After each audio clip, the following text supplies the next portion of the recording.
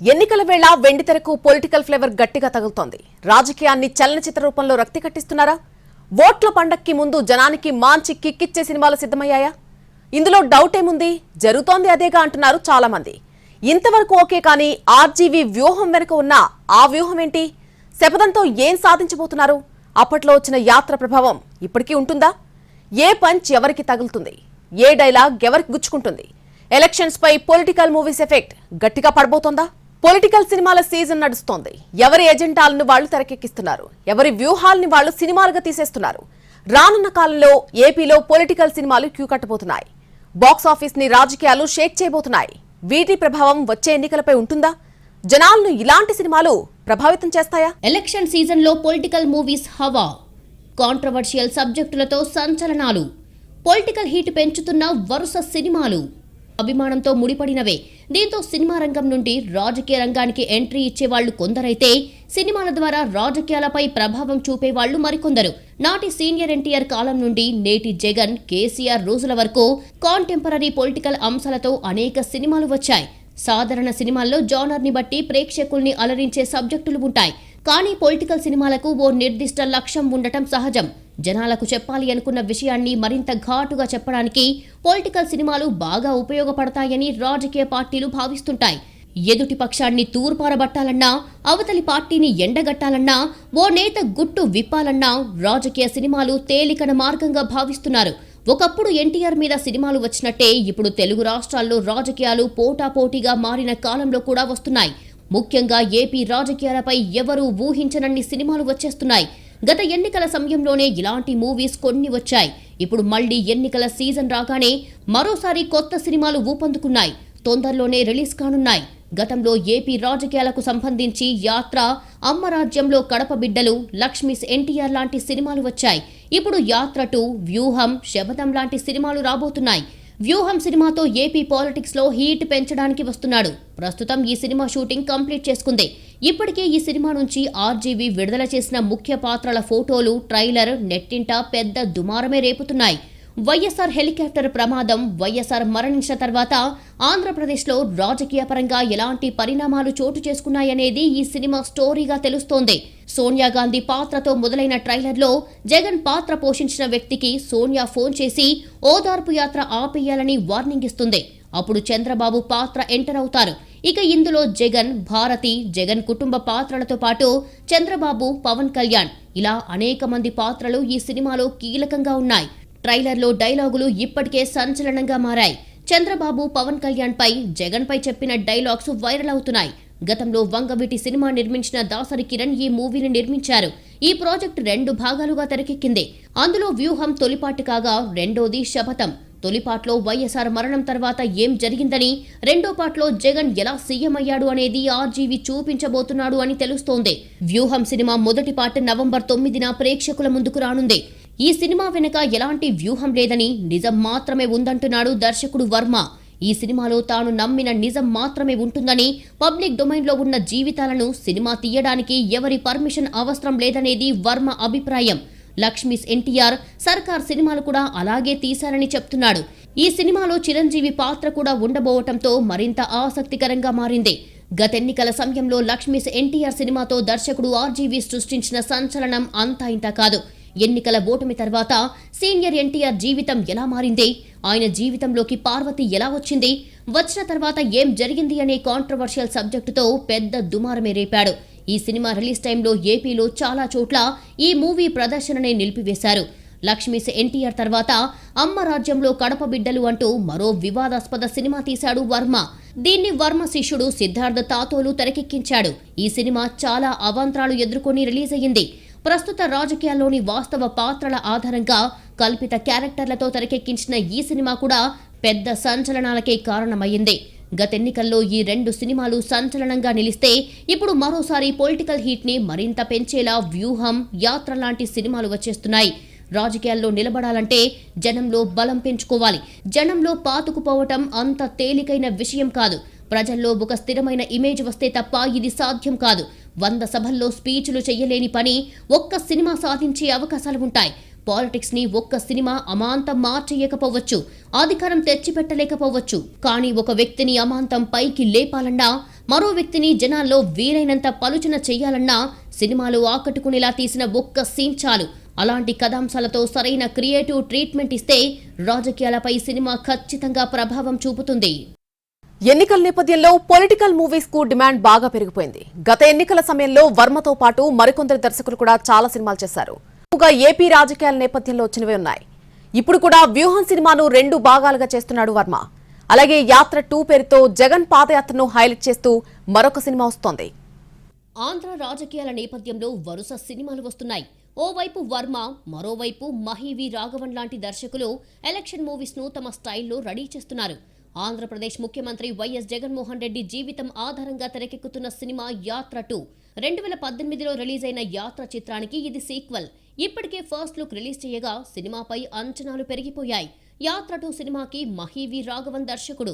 2019లో వచ్చిన యాత్ర 1 వైఎస్ఆర్ నిర్వహించిన పాదయాత్ర ఆధారంగా తెరకెక్కింది. అప్పట్లో రాజకీయంగా సంచలనం రేపింది. వైఎస్ఆర్ పాత్రలో మలయాళ సూపర్ స్టార్ మమ్ముట్టి జీవించారు.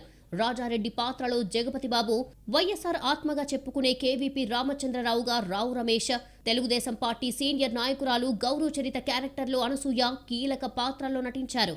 2019 ఫిబ్రవరి 8వ తేదీన విడుదలైన యాత్ర 1 పొలిటికల్ సెన్సేషన్ గా మారింది. ఇప్పుడు సెట్స్ పై ఉన్న యాత్ర 2లో వైఎస్ జగన్ పాత్రలో ప్రముఖ తమిళ నటుడు జీవా నటిస్తున్నారు. ఇందులో కూడా వైఎస్ఆర్ క్యారెక్టర్ ఉంది. మమ్ముట్టే ఆ పాత్రను పోషిస్తున్నారు. శరవేగంగా చిత్రీకరణ జరుపుకుంటున్న ఈ సినిమా షూటింగ్ ఈ మధ్య కడప జిల్లాలోని పులివెందుల ప్రొద్దుటూరులో జరిగింది. 2019లో యాత్ర 1 ఏ తేదీన విడుదలైందో 2024లో అదే తేదీ నాడే యాత్ర 2 కూడా ప్రేక్షకుల ముందుకు వస్తుందని సమాచారం. యాత్ర తరహాలోనే ఇది కూడా బిగ్గెస్ట్ హిట్ అవుతుందనే అభిప్రాయాలు వ్యక్తమవుతున్నాయి. 2019 నాటి సార్వత్రిక ఎన్నికల సమయంలో యాత్ర విడుదల కావడంతో వైఎస్ఆర్ కాంగ్రెస్ పార్టీ విజయానికి ఎంతో కొంత దోహదపడిందని వైసీపీ శ్రేణులు భావిస్తుంటాయి. ఇప్పుడు 2024లో అదే తేదీకి యాత్ర 2 కూడా తెరమీదికి రాబోతుండటంతో ఆ తర్వాత జరగబోయే ఎన్నికల్లో కూడా వైసీపీకి ఉపయోగపడుతుందని భావిస్తున్నారు. జగన్ క్యారెక్టర్లో జీవా జీవించాడు అనే కామెంట్లు వినిపిస్తున్నాయి. వైఎస్ఆర్ మరణం తర్వాతి పరిణామాలు అంటే వైఎస్ జగన్ ఓదార్పు యాత్ర, వైఎస్ఆర్సీపీ ఆవిర్భావం, పాదయాత్ర, భారీ మెజారిటీతో ముఖ్యమంత్రి పీఠం చేపట్టడం, ప్రజా సంక్షేమ కార్యక్రమాలను చేపట్టడం తదితర అంశాలను యాత్ర 2లో చూపించనున్నట్లు పోస్టర్ చూస్తే అర్థమవుతుంది. నేనెవరో ఈ ప్రపంచానికి తెలియకపోవచ్చు, కానీ ఒక్కటి గుర్తుపెట్టుకోండి, నేను వైఎస్ రాజశేఖర రెడ్డి కొడుకుని అంటూ ఫస్ట్ లుక్ పోస్టర్పై రాసి ఉన్న డైలాగ్ సినిమాపై క్యూరియాసిటీని పెంచుతున్నాయి. అటు వర్మ వ్యూహం వచ్చే నెలలో రిలీజ్ కాబోతుంటే జనవరి 25న శపథం వచ్చేస్తోంది.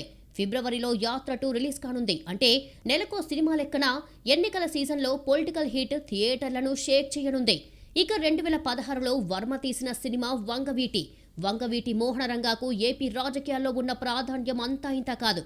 వంగవీటి అనే పేరులోనే వైబ్రేషన్ ఉందని భావించే వాళ్లు ఏపీ రాజకీయాల్లో ఉంటారు. అలాంటి సినిమాతో వర్మ సంచలనం సృష్టించారు. విజయవాడ రౌడీయిజం చుట్టూ తిరిగిన వంగవీటి, ఒకప్పుడు విజయవాడలో ఆధిపత్యం కొనసాగించిన వంగవీటి రంగా జీవితం ఆధారంగా తెరకెక్కింది. విజయవాడలో 2 సామాజిక వర్గాల మధ్య జరిగిన ఆధిపత్య పోరు ఎలాంటి పరిణామాలకు దారితీసిందనే అంశాలను ఈ సినిమాలో చూపించారు. గతంలో రాయలసీమ ఫ్యాక్షనిజంపై రక్త చరిత్ర తీసిన వర్మ ఆ తర్వాత వంగవీటి సినిమాతో మరో వివాదం లేపారు. ఈ సినిమాలో వంగవీటి రాధ, వంగవీటి మోహనరంగ, వంగవీటి రత్నకుమారి పాత్రలతో పాటు దేవినేని నెహ్రూ, దేవినేని గాంధీ, దేవినేని మురళి లాంటి అనేక కీలక పాత్రలు ఉన్నాయి. పొలిటికల్ మూవీస్ ని 2 రకాలుగా చెప్పుకోవచ్చు. ఒకటి వర్తమానాన్ని స్పష్టంగా చెప్పేలా, ఒక భావజాలాన్ని ప్రచారం చేసేలా నడిచే సినిమాలు కొన్నైతే, చరిత్ర ఆధారంగా గతాన్ని తెరకెక్కించే సినిమాలు కొన్ని. గతంలో ఎప్పుడో జరిగిన పరిణామాలను చెప్తూ వాటి ఆధారంగా వర్తమానంలో ప్రయోజనం పొందేలా రాజకీయ పార్టీల వ్యూహాలు ఉంటున్నాయి. అయితే సమకాలీన పాత్రలతో, రాజకీయ సంఘటనలతో వచ్చే సినిమాలు కలిగించే సంచలనం అంతా ఇంత కాదు. వైఎస్ఆర్ జీవితాన్ని తెరకెక్కించిన జగన్ పాదయాత్రని, ఆ తర్వాత అధికారం సాధించిన తీరుని, అటు చంద్రబాబు, పవన్ కళ్యాణ్ పాత్రలతో కలిపి ప్రస్తుతం జరుగుతున్న పరిణామాల్ని దర్శకుడి కోణంలో నుంచి చిత్రీకరించినా అది కలిగించే సంచలనం సామాన్యంగా ఉండదు. అందుకే పొలిటికల్ సినిమాల సీజన్ ఇంత ఉధృతంగా నడుస్తోంది. ఇటు తెలంగాణలో కూడా రజాకార్ ఫైల్స్ మూవీ రాబోతోంది. ఇది ఇక్కడ రాజకీయాలను కుదిపేసే అవకాశాలు కనిపిస్తున్నాయి. అటు ఈ మధ్య వచ్చిన కశ్మీర్ ఫైల్స్, కేరళ ఫైల్స్ సంచలనంగా మారాయి. వీటిపై వచ్చిన విమర్శలు అంతా ఇంత కాదు. అదే సమయంలో ఈ చిన్న సినిమాలు భారీ వసూళ్లతో రికార్డులు బ్రేక్ చేశాయి. ఇవే కాకుండా యాక్సిడెంటల్ ప్రైమ్ మినిస్టర్ లాంటివి కూడా ఈ మధ్య కాలంలోనే వచ్చాయి. ఓవరాల్ గా సినిమాని పొలిటికల్ గా ఎలా ఉపయోగించుకోవచ్చనే దానిపై పార్టీలు గట్టిగానే కసరత్తు చేస్తున్నాయి. అయితే పొలిటికల్ మూవీస్ లో చాలా వరకు ఏపీ రాజకీయాల నేపథ్యంలోనే వస్తున్నాయి. ఈ తరుణంలో తెలంగాణ రాజకీయాలకు సంబంధించి కేసీఆర్ పేరుతో గరుడవేగ అంజీ దర్శకత్వంలో ఓ సినిమా వస్తోంది. ఈ పోస్టర్ తెలంగాణ నేపథ్యంలో సినిమా ఉంటుందనే అంశాన్ని స్పష్టం చేస్తోంది. గతంలోనూ కేసీఆర్ పై శ్రీకాంత్ హీరోగా తెలంగాణ దేవుడు, కొత్త వాళ్లతో చేసిన ఉద్యమ సింహం లాంటి సినిమాలు వచ్చాయి. ఇవి కాకుండా రజాకార్ ఫైల్స్ పేరుతో వస్తున్న సినిమా తెలంగాణ రాజకీయాల్లో సంచలనంగా మారింది. ఇప్పటికే రిలీజ్ అయిన ట్రైలర్ చూసిన వాళ్లే రెండు రకాలుగా విడిపోయారు. ఒకరు మత విద్వేషాలను పెంచే ప్రయత్నమని విమర్శలు చేస్తుండగా, నిజాలు చెబితే తప్పేమిటని మరొకరు వాదిస్తున్నారు. ఈ సినిమా వివాదంలోకి రాజకీయాలు కూడా వచ్చాయి.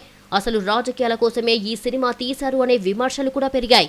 చరిత్ర తెలియని మూర్ఖులు మత విద్వేషాల కోసం ఈ సినిమా తీశారని, తాము అడ్డుకుంటామని కేటీఆర్ ప్రకటించారు. ఇది రాజకీయంగా కలకలం రేపే సినిమా కావడంతో రాజకీయ పార్టీలు తమ విధానాల్ని ప్రకటిస్తున్నాయి. అనుకూలంగానో వ్యతిరేకంగానో ప్రకటనలు చేస్తున్నాయి. కాశ్మీర్ ఫైల్స్, కేరళ ఫైల్స్ తరహాలోనే తెలంగాణ ఎన్నికల సీజన్లో రజాకార్ వస్తోందనే అభిప్రాయాలు ఉన్నాయి. గుట్టుగా నిర్మాణం ప్రారంభించి ఈ సినిమా నిర్మాణం దాదాపు పూర్తి చేశారు. ట్రైలర్ కూడా రిలీజ్ చేశారు. నిజాం కాలంలో రజాకార్ల చేతుల్లో హైదరాబాద్ రాష్ట్రంలోని సామాన్య ప్రజలపై జరిగిన అణచివేత, అవమానాలు, దౌర్జన్యాలు ఈ చిత్రం కథాంశం. తెలంగాణ బీజేపీ నేత గూడూరు నారాయణరెడ్డి ఈ సినిమా నిర్మాత. వచ్చే ఎన్నికల్లో దీనిని ఉపయోగించుకోవాలని బీజేపీ చూస్తోందనే ప్రచారం ఉంది. ఈ సినిమా రిలీజ్ అయితే రాజకీయాల్లో అన్ని పక్కకు పోతాయి. అదే ఎజెండా అవుతుంది. అప్పుడు ప్రజల ఓటింగ్ ప్రయారిటీ మారిపోతుందనే అంచనాలు ఉన్నాయి. ఇక గతంలో ఎన్టీఆర్ కాలంలో రాజకీయ సినిమాలు వరుసగా వచ్చాయి.